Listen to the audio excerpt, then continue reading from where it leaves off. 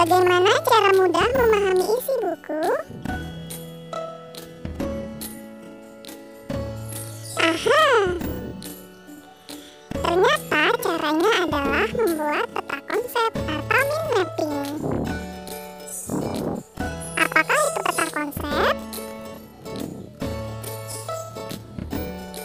Peta konsep adalah suatu gambar yang memaparkan struktur konsep, keterkaitan antar konsep dari suatu gambaran yang menyatakan hubungan bermakna antara konsep-konsep dari suatu materi pelajaran.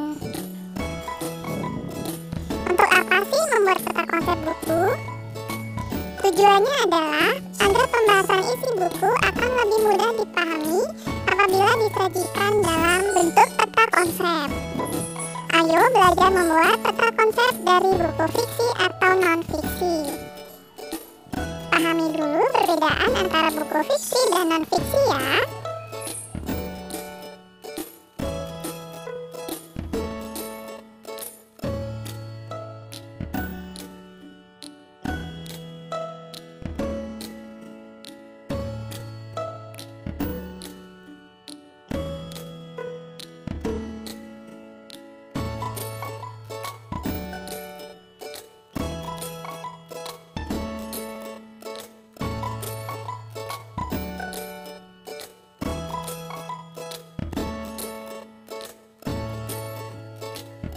Yang pertama, peta konsep isi buku. Catatan tentang isi buku atau bacaan banyak sekali manfaatnya. Apalagi kalau kamu bermaksud membahas kembali isi bacaan itu. Kamu perlu melakukan persiapan, di antaranya berupa catatan tentang pokok-pokok isi buku yang akan didiskusikan.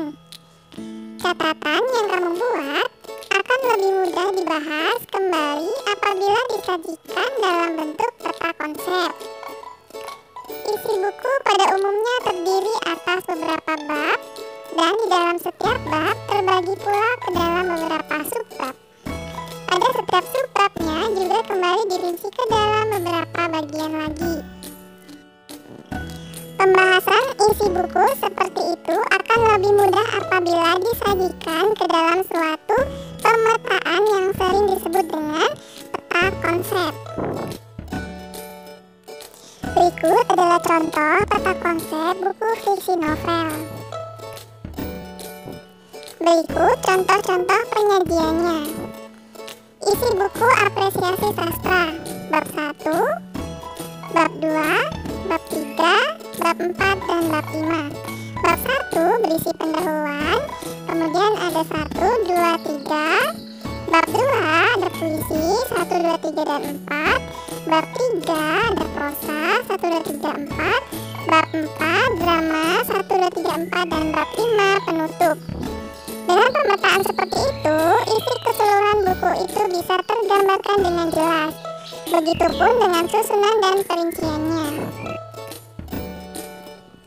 Apakah kalian lihat perbedaannya? 1. Pada buku fiksi, hal yang ditelaah untuk dijadikan peta konsep adalah unsur-unsur intrinsiknya, seperti tema, tokoh, latar, amanat, dan lain-lain.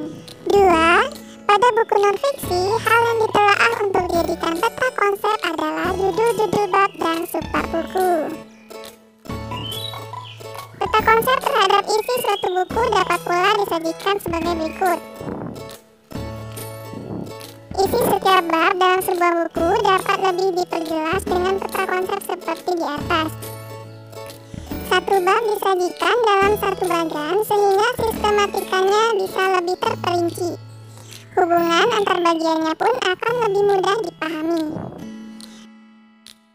Akan tetapi, untuk buku-buku cerita semacam novel ataupun buku kumpulan cerpen atau dongeng, akan lebih mudah dipahami apabila disajikan dalam bentuk bagan alur.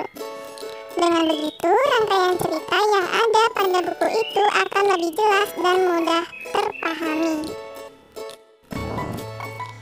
Pada setiap bagiannya itu, seperti pengenalan cerita, penanggalan peristiwa, terjadinya konflik, penyelesaian konflik, dan penutup cerita, diisi dengan catatan-catatan ringkas. Misalnya, pada bagian pengenalan 1, apa yang disampaikan pengarangnya.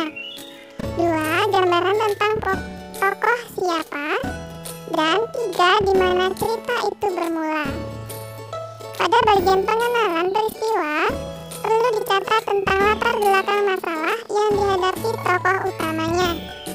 Baik pada konflik, diceritakan masalah yang dialami tokoh utama, penyebab, dan reaksi yang dilakukan tokoh tersebut. Yang kedua, teknik membaca untuk menemukan isi pokok buku. Pemahaman tentang isi suatu buku secara keseluruhan dapat terus ditingkatkan dengan latihan membaca cepat. Teknik membaca cepat dilakukan dengan gerakan mata yang menyapu halaman demi halaman suatu buku dengan kecepatan tinggi. Membaca cepat dilakukan dengan berbagai teknik.